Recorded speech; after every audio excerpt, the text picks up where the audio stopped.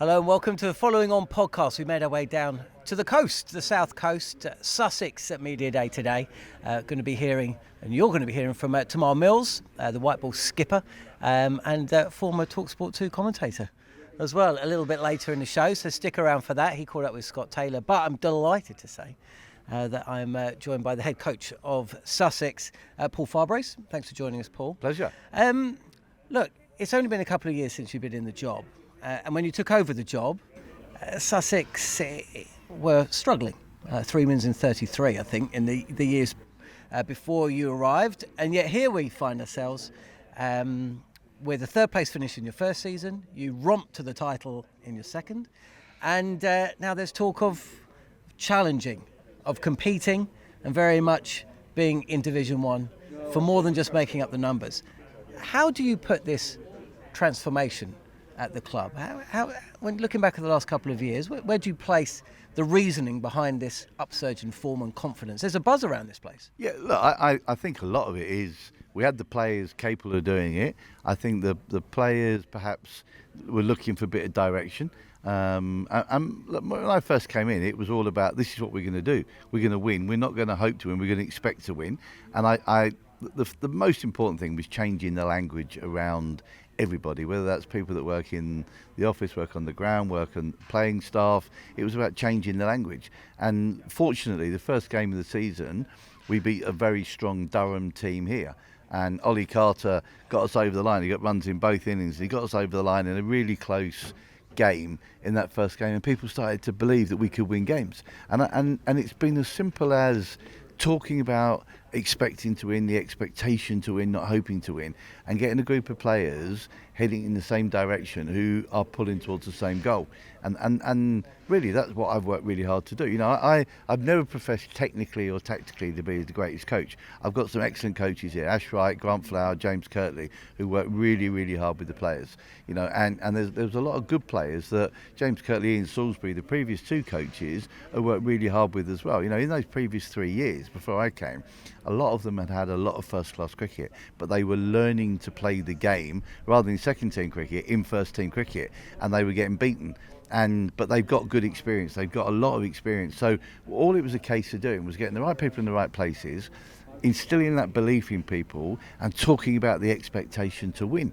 And sometimes it's not rocket science. It really is a case of just convincing people that actually they're good players. You're not here because you're a nice lad. You're here because you're a good player and you're more than capable. We've made one or two good signings. You know, I think John Simpson last year, Danny Lamb, you know, two excellent signings for us. Our overseas recruitment has been really good as well. And again, you know, that's not just me. That's all of us working together. Make sure we get the right people. We've now got a good balance of homegrown youngsters, which was what we always set out to do. We had three things which I talked about from the start. A spine of homegrown players playing for England at all levels, and winning trophies for your members and supporters. And, you know, winning the trophy last year, it's only the 14th trophy that the club have won in their history. So, you know, there's no God-given right. There's no, you know, we're not a club that's been winning trophies year on year. We're a club that has had periods where it's been very successful, and now is a period with the quality of players we got, the hard work that's gone before, it's all coming together at the right time. And why would you not be excited about playing Division 1? If I start talking about survival and let's hope we do okay, then I'm shooting myself in the foot before we've even started. I'm giving the players a get out. So I'm saying to them, this is where you want to be. If playing at Edgbaston and Trent Bridge in the first month of the season, first two away games against Warwickshire and Notts, and then Somerset and Surrey here in your first two home games, if that doesn't excite you, if that doesn't make you think, I really want to be part of that, then you're probably playing the wrong game. Because, you know, this is what you play sport for. You know, and some of them, they've been playing this game for 10, 12 years as kids coming through. You want to play against the best players at the best places as often as you can and really test yourself. And then when you win in those games, wow, that's a fantastic place to be. Some people would say there's no chance Sussex can do that, though. You don't have 100 franchise playing here. You don't have the money, the resources of some of the bigger counties. So what do you say to them? Well, it's all very well having money. You know, you look at sport all around the world. There's a lot of teams that invested a lot of money, but actually hasn't worked. It's about having the right people in the right places with a common goal. And I think we've now got the right people in the right places. We've got a common goal, which is we want to be successful together. We've got a feel-good factor around the club, on and off the field. There's an awful lot going on around the club generally. We've got a new chief exec who is absolutely driven to push this place on. You know, the previous chief exec, Rob Andrew, you know, did a fantastic job in getting the club through COVID. And the club has come out of COVID debt-free. We're not one of those clubs that's going to have to use money that's coming from the 100 to pay off big debts. We're a club that can invest around the infrastructure of the club. We've got a highly talented group of young players with a group of senior players with a high level of expectation who know how to win and expect to win, and we've got a group now who are really at a sweet spot who can really push on. And you can have all the money in the world, you can have the biggest, most fanciest stadiums in the world. You know, we look at Manchester City in the world of football, my team Chelsea. You can spend all the money you like, but if you don't have the right people in the right places, success doesn't follow. And I think we've now got a formula that works for us. We understand how we're going to play. We're very consistent in our selection. We're very consistent in the way we work with our players. And our players know exactly what's expected of them day in, day out. And if you've got good systems and you've got good people in the right places, you've got a chance.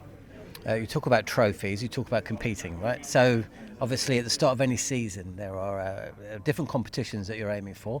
Do you have a list? I mean, what's more important, a trophy in this or staying up here? I know you're not just talking about staying up, but it's still going to be important. Absolutely. No, look, the two competitions that we're targeting are the County Championship and the Blast. You know, and we proved last year that we can compete in both. We finished second in a very tough, strong Southern group, and we probably caught a few people by surprise last year in the Southern group. But we had a home quarter-final, we beat Lancashire, we got ourselves to finals day, and we didn't turn up, we didn't compete in the game against Gloucester. Gloucester deserved to win it. They were the best team, but we didn't play well enough.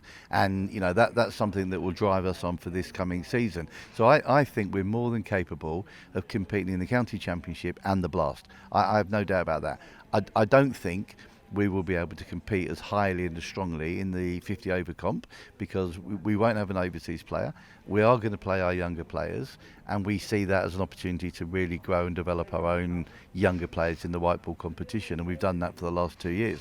And I've been very open with the members and supporters about that, and I think that's right. I think it would be too much just to try and compete at over 3 comps. That doesn't mean to say that we're not trying to win every time we play in the 50 over comp, and Grant Flower is going to actually be the head coach in that comp for us because it's a good experience for him, and it also means a change of voice rather than me. And I hope that actually inspires the players and inspires Grant to push the team on. We've still got a goal of trying to get to the quarter-final. That has to be our goal because, as I say, if we talk about, you know, not winning and not having expectation, you're letting professional sports people off the hook straight away.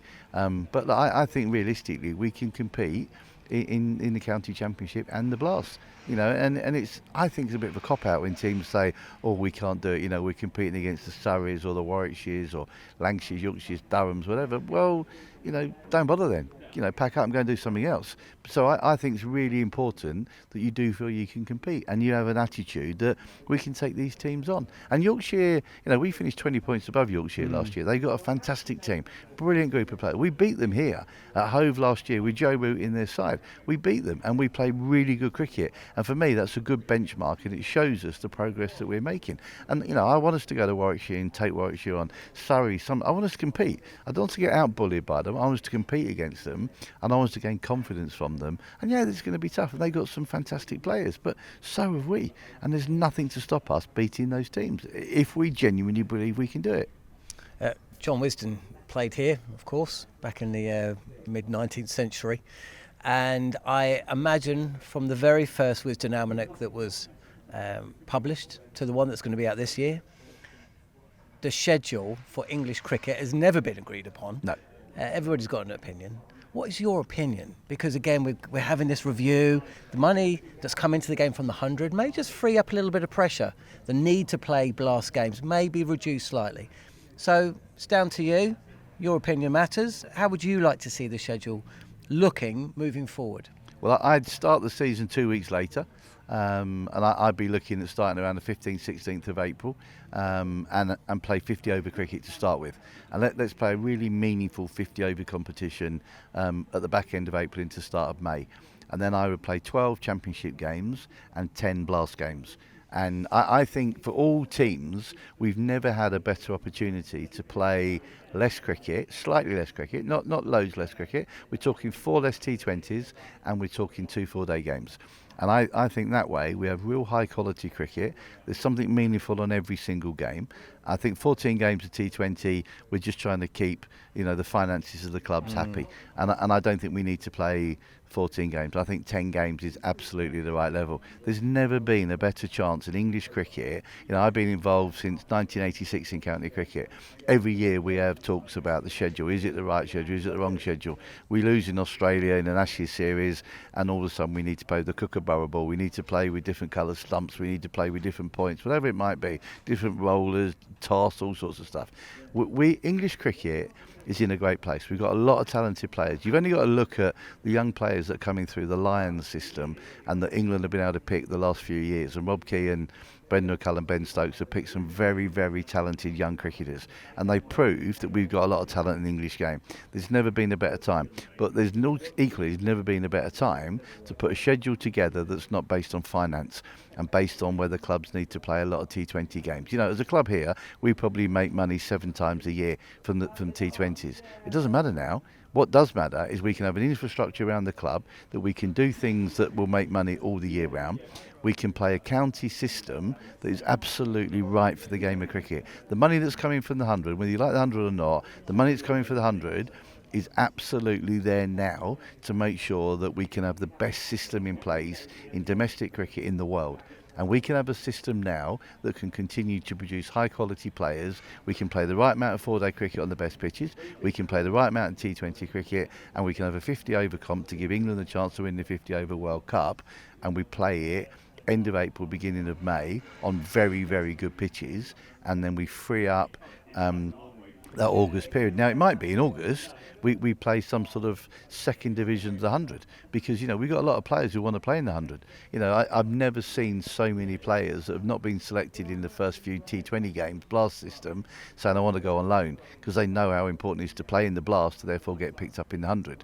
And let's make the 100 a really super competition. Let's have a second division of it, and let's play 100 cricket because the 100 has done what it was supposed to do. It's brought people into the game that have never watched the game. It's brought more families into the game, more diversity into the game, and it's absolutely been game changing for the women's game. The women's game has changed on the back of the 100. Let's do the same around the country. Let's get more teams. Had it not been for COVID, then a lot of the smaller clubs per se would have had, like Hove would have had the women's team from the Southern Brave would have been playing here. But the double headers came about because of COVID. That's never going to change now because it's proved that it's an absolute fantastic working model and it works brilliantly. The women are now playing in front of crowds of 8, 9, 10,000 people. The women's game is going from, strength to strength, and we need to make sure that the England team now follows on from that. But actually, why not have a second tier of the 100? And let's fill Hove, 4 or 5 times during August through playing a different form. Let's get different people coming to watch cricket at Hove. More people going to Canterbury, more going Grace Road, Derby, whatever it might be. Let's spread the 100 game even more because it's definitely worked. And it's life-saving and life-changing for English cricket with the money that's just brought in. Brilliant stuff. Well, you talk about the 2 main aims for the season. You talked about the county championship. Let's hear from your skipper of the T20 side. Sussex just fell short last year, but I think you're right. I think they surprised a lot of people with not just the results, but there were some really exciting games. The brand of cricket was great, and I think we were all impressed by Tymal Mills' captaincy as well. So he caught up shortly, not that long ago, with Scott Taylor.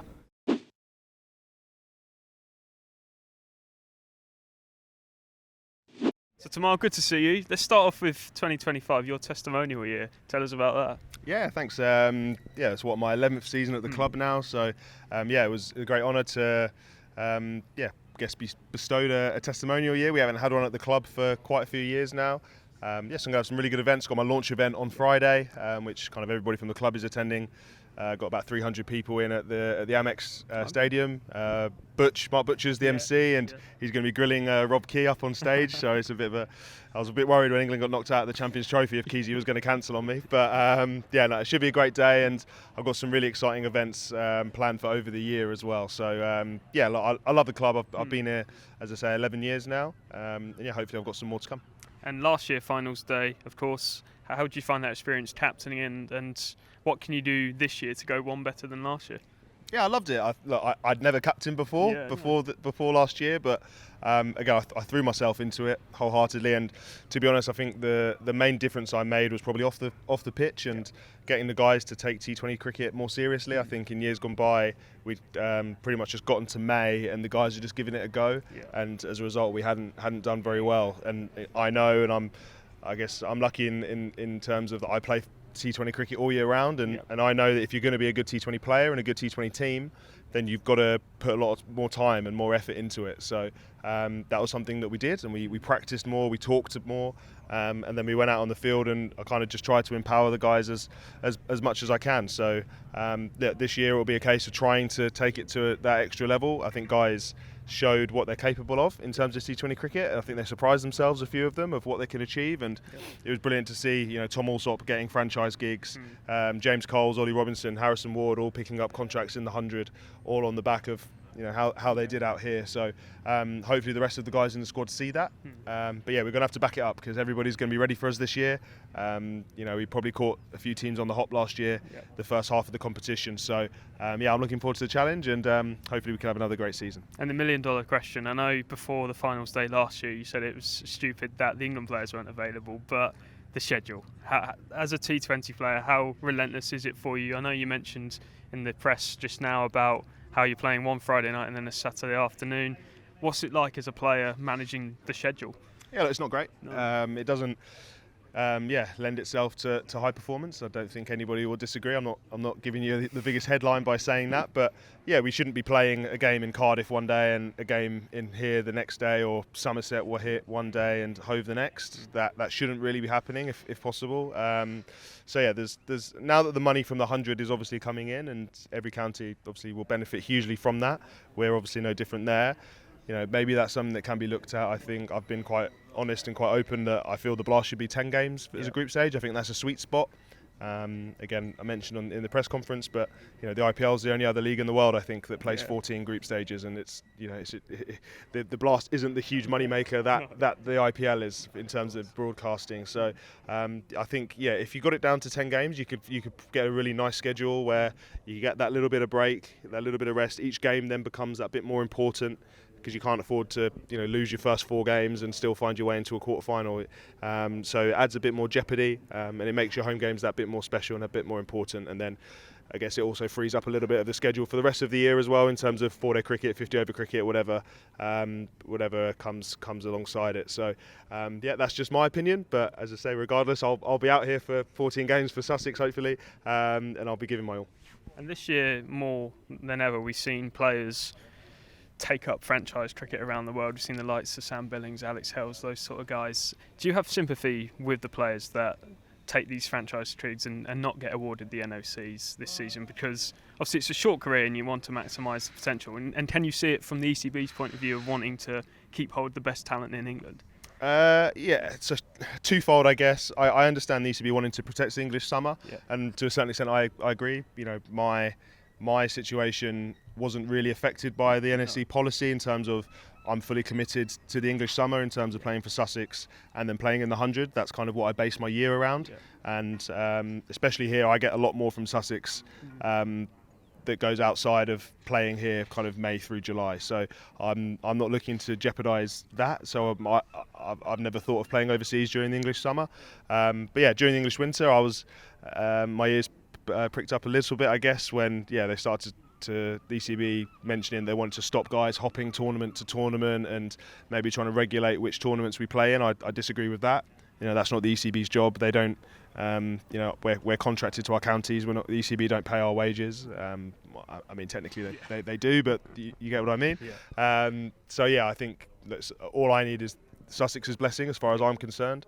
And obviously, as long as I'm playing in an ICC sanctioned tournament, that should be kind of the end of the conversation. So we got there in the end. The ECB tried to, I guess, throw their weight around a little bit and had to backtrack. But it's a tricky one. I agree to a certain extent about the English summer. You want your players playing in competitions at home, and if they don't want to do that, then of course that's their choice as well. So we're all grown ups. We'll all make what's the best decision for us. But yeah, mine's certainly playing here during the summer. But can you understand why people say, like, because you got the SA20, ILT20 all in January, and you've had instances where as soon as one team's knocked out, they fly to another tournament. Can you understand why people talk about franchise cricket in that way because of that? Yeah, but that's the way we don't make the schedule. You know, if you get offered a certain amount of money to go broadcast for somebody else tomorrow, I'm sure you're going to go and you're going to think about it. You're going to have a chat with Jon. You're going to have a chat with Jon behind the camera. Not at all.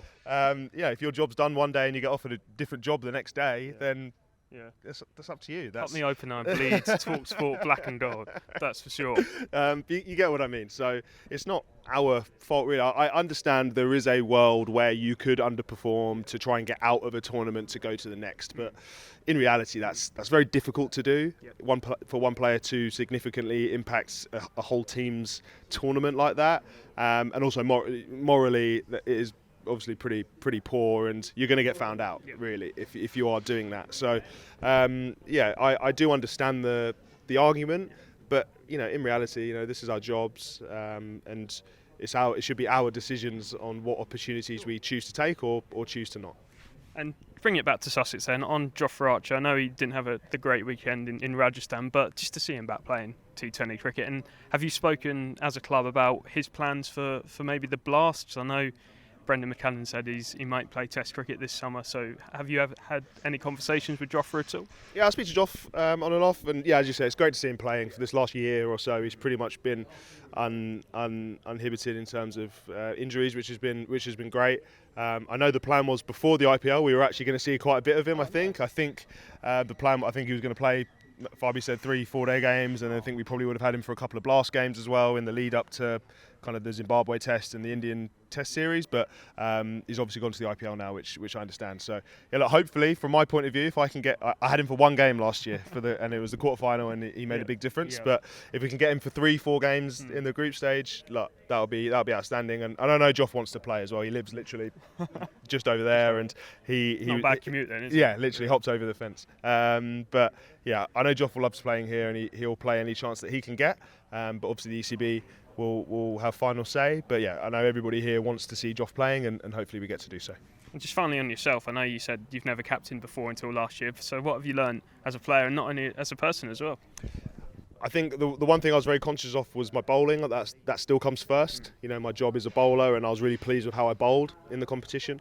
I don't want that to wane at all. And I think I enjoyed being a bowling captain from the point of that I can affect the game. I can bring myself on and try, and if there's a partnership, I can try and break it.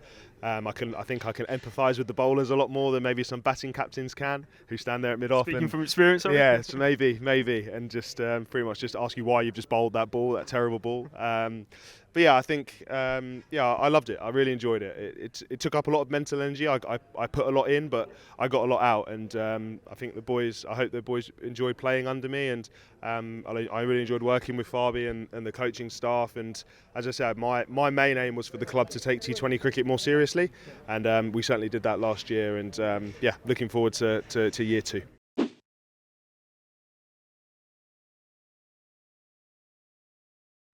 So that's the big question then, really, isn't it? Jofra Archer. There was some talk that he might play a bit of red ball cricket in the lead up to the India Test series, which is going to be fascinating this summer. That's probably not happening. I mean, because he's in the IPL. I mean, where are we with Jofra? Have you spoken to him? Are you expecting him to play? And if he does, is he going to be wearing the whites, the pyjamas? Is he going to be bowling the white ball, red ball? I mean, what's going on? Look, I genuinely don't know the answer to that. I mean, look, England obviously were keen to get Jofra back playing, and it's been brilliant watching him play. I think that's the first thing, is for all of us to see Joff back playing. We had the pleasure of him playing in our quarter-final last year against Lancashire. Magnificent. In the time that I've been here, he's played one game in 2 years, but his contribution to Sussex cricket is outstanding. He came on a pre-season trip to India last year, magnificent. When he's here, he's around the lads, he's supportive, he's helpful, he shares his knowledge, he shares his experience, magnificent. But I think we're all just pleased to see him back playing. We'd love to see him play Test match cricket. because it means that England would have a strong attack. If England can go to Australia next winter with the likes of Woody and Jofra available, with some of the talented youngsters we've got coming through, we've got a great chance of winning the Ashes. So, from a personal point of view, I'd love Joff to play. From an England cricket point of view, I'd love Joff to be available to go and help England win the Ashes in Australia this coming winter. I really would, and if it meant he didn't play many games for us, then so be it. Because, look, we accept he's a centrally contracted player. He plays in the IPL, and you can't begrudge him going off and earning the money that he's earning in the IPL because, your career is such a short career. And I don't blame him for that at all. It may be that when he comes back from the IPL, he gets some cricket with us, and if he does, that's an absolute bonus. And that's why I look at it. He's a centrally contracted player, and any games he plays with us is a bonus. So, let's see how this summer plays out. As long as he's fit and strong and he's playing and he's out on the field, then, he's just a great person to watch playing the game because you can see how much he enjoys it. Brilliant stuff. Paul, thanks so much for joining us on the Cheers. show today. And if you're at a loose end and you're in the Hove area, so the first game's away, right? Is that the first game away? Yeah, Edgbaston, 4th of Warwickshire. April. So that'd be a good game for you. Yeah. And then 11th of Somerset April here. Yes. And then my boy Surrey. Oh, wow. I'm also a Fulham fan, and the Chelsea Fulham thing. Interesting mix that then. Yeah. Well, South London and all that. Paul, thank you. Thank you. And thanks for watching us here on Following On.